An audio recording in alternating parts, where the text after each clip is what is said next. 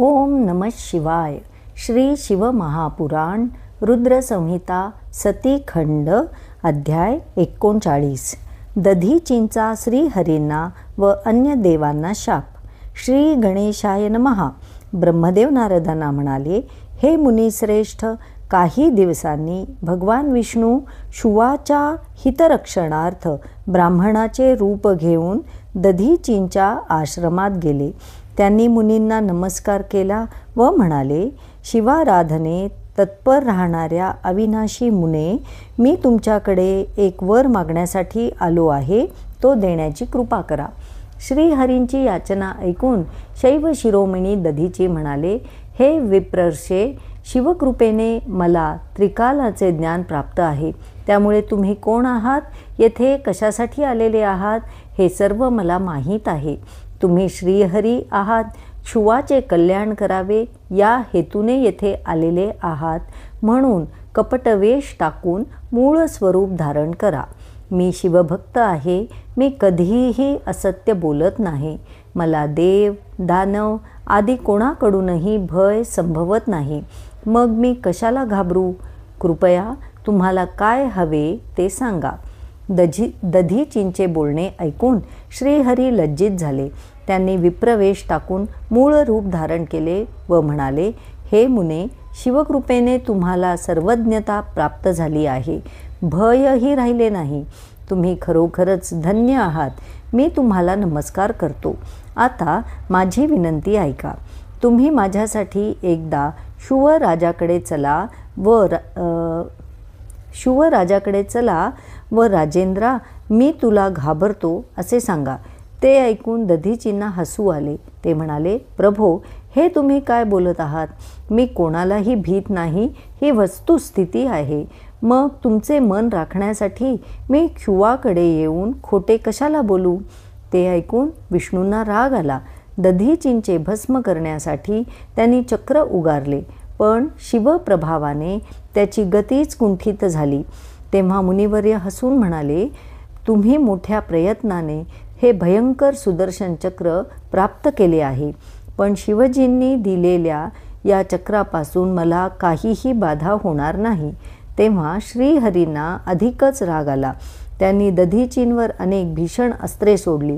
देवही त्यांच्या मदतीला आले. त्या सर्वांनी आपली बुद्धी चालवून दधीचींवर अनेक दिव्य शस्त्रास्त्रांनी प्रहार केले.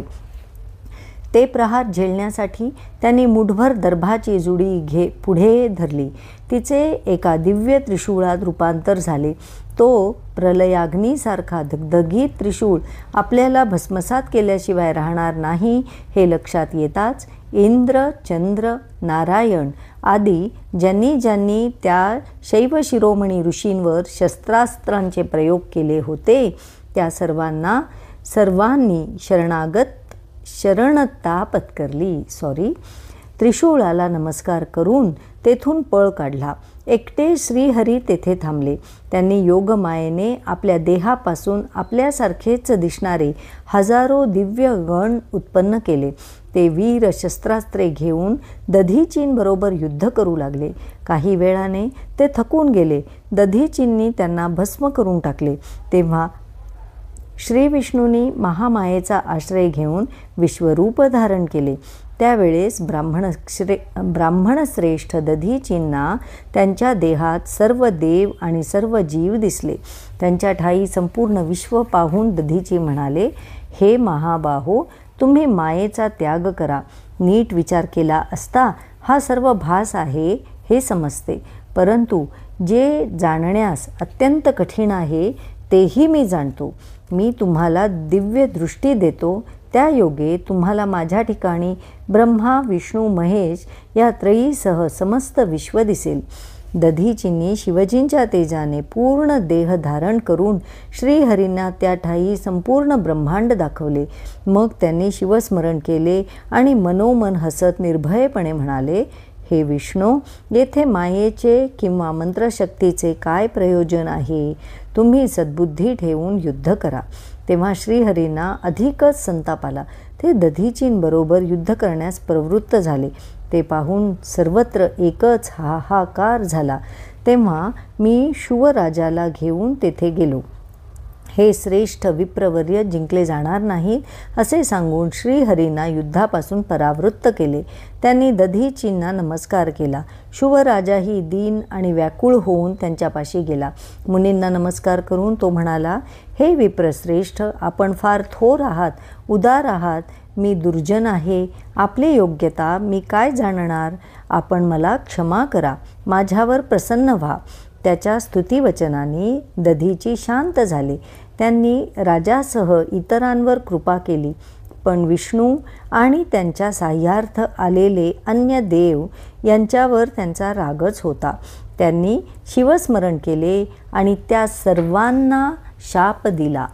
तुम्ही मला अकारण त्रास दिला, याचे फळ तुम्हाला भोगावेच लागेल. रुद्रदेवांच्या कोपाग्नीत इंद्रादी देव आणि गणांसहित विष्णू हे सर्व उद्ध्वस्त होतील. मग ते शुवाला उद्देशून म्हणाले, राजेंद्रा, ब्राह्मण हेच बलवान आणि सामर्थ्यशाली असतात. ते देवादिकांना आणि राजांनाही पूज्य असतात. हे आता तरी तुझ्या लक्षात आले ना. त्यावर राजा काय बोलणार. तो मुकाट्याने मान खाली घालून उभा राहिला. दधीचींनी आपल्या आश्रमात प्रवेश केला. शुव आणि विष्णू आदी देव स्वस्थानी परतले. तेव्हापासून ते ठिकाण स्थानेश्वर नावाने प्रख्यात झाले. त्या क्षेत्री शिवजींचे दर्शन घेतले असता सायुज्य मुक्ती मिळते.